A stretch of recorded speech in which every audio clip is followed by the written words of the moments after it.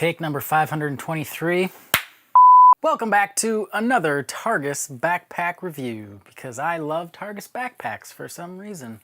I think it's because, for the most part, I like their designs. They build nice backpacks for good prices. Granted, there are probably 1,000 backpack manufacturers I haven't heard of, so if you think there's one that I should know about, put it in the comments below. I'm going to give you a quick overview of the Targus Voyager 2 backpack, the successor to the Voyager. This is one of Targus's largest backpacks. You can fit up to a 17.3-inch laptop. As you can see here, my 15.6-inch laptop fits quite swimmingly inside. So I would even venture to guess you could probably fit a little bit larger than a 17.3. Maybe some of those gaming ones, like 18.4-inch gaming laptops, could probably fit in here. Now, don't quote me on that. Let's start on the outside because that's a good place to start. You can see the front looks pretty professional, sleek, not too obnoxious looking. Get some nice reflective details on the front here. Nice little handle here. Also has this neat little reflective material patch right here that shines bright white when light is shown onto it at night. It's similar to, I think I have these jackets that, I forget who makes them, Proviz, I think, has a similar jacket to this where the entire shell just turns bright white at night when light's shown on it at a certain angle. I don't think you can see that on the video now. Anyways, it's very similar to that type of material, and you also get a little hook down here for a bike light. The material of this backpack is really thick and really heavy duty stuff. I couldn't find what it was exactly, but it's really some heavy duty material, nylon material, which is a really nice thing to see for like a $110 backpack. You kind of see all the different materials they have. I don't think it's actual ripstop like right here. It's just kind of a pattern on there. But this bottom part, this material is very similar to the material in this Targus Balance Eco Smart backpack, which you can find the review for that up there.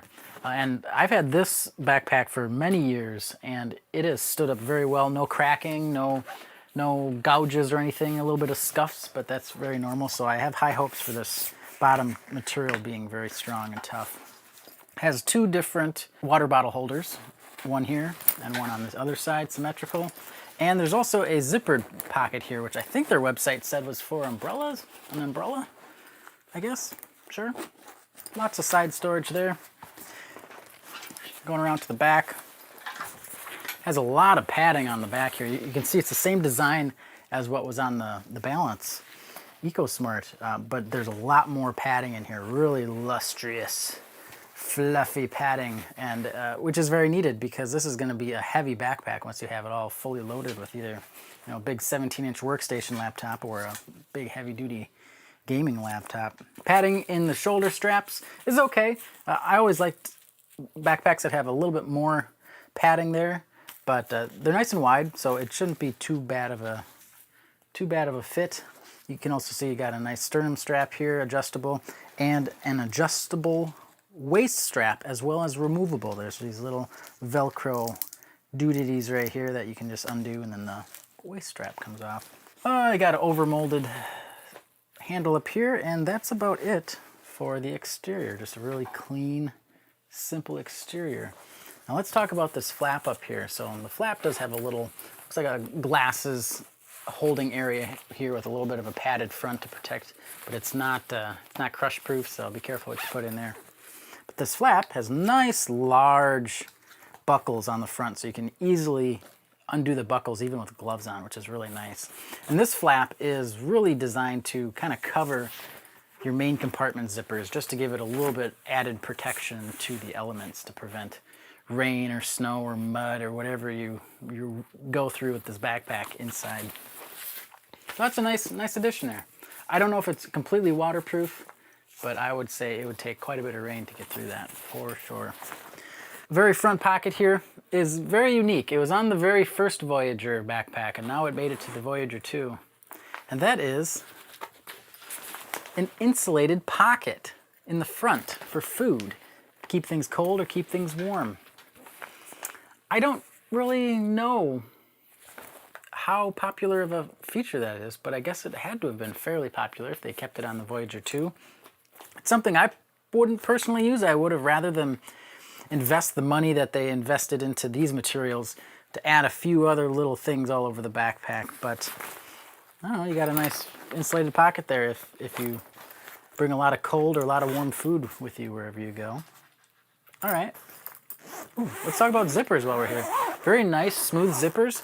Full metal pull tab with a rubber overmold on half of it there. No brand name on the zippers, but nice and smooth. The zippers also have, they're slightly shielded. They're not completely waterproof, but I would say they're water resistant. Most of the zippers also do have this little ridge on the inside, which helps if water does get in there, it doesn't get on your items right away. It requires quite a bit more water to intrude through the zipper until it starts getting on your items.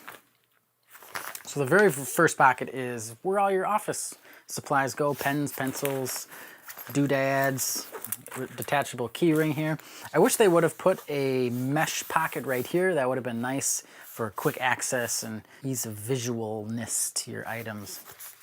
Otherwise, you get a half-depth pocket right here that's zippered, as well as a full depth access in the front here.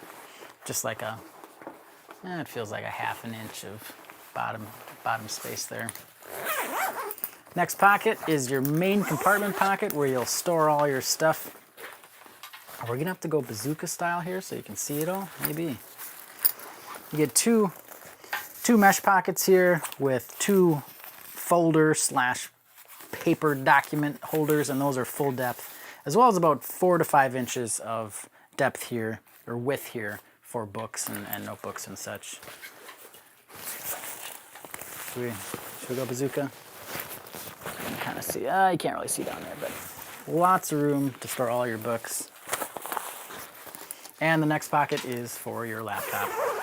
Now, kind of strange is there isn't a ridge on this zipper like all the other compartments, which is, it doesn't make sense to me because this is the pocket you would want to protect the most from any sort of ingress of elements. And they may or may not have done that on purpose, or maybe it's because this main flap is usually closed and that will protect it the most. But then you have the side of the zippers are still exposed. But they do have a solution to that, which we'll get to in just a little bit.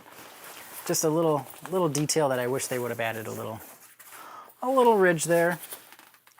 But on the inside here, we can see got about a 1/4 inch foam padding for the laptop compartment. And then there's also a little tablet section right there with a little soft touch side of it so it doesn't scratch your screen, which is nice. And then a little zipper pocket here about half depth, which is most likely for your battery or AC adapter. Nice thing about this laptop compartment is it doesn't go all the way down to the bottom of the bag. There's about 1.5 inches of space there, so when you slam your backpack down on the ground, it's not going to make contact with your laptop, which is a very nice feature. And a little Velcro strap here to prevent your laptop from flying out of your bag if it falls over or something. So that's just a quick overview of that. And the last feature I wanted to just bring up was an included waterproof cover, which is always a nice addition to bags. And that's right in the bottom here. So that will definitely solve all of your element ingress issues. Just put that waterproof cover on and you don't have to worry about your stuff getting wet. But it does have a lot of other built-in features that will help protect your gear and your documents from getting wet or muddy or snowed on. Anything else that I can think of? No, that's about it. That's just a quick overview of the Targus Voyager 2. Let me know in the comments if there's another backpack that you think does a better job than this one. I'd like to know about that. You can find this for about $110 online. I got this one on Amazon on sale for I think it was $89, and that was a couple months ago. Pretty affordable backpack for the size, for the durability, for the design. I love it. So you can check that out in the links in the description below. Otherwise, thanks for stopping by, and we'll see you next time.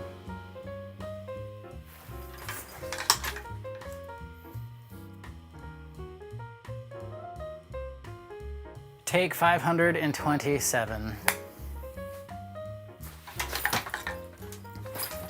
Welcome back to another Targus backpack review.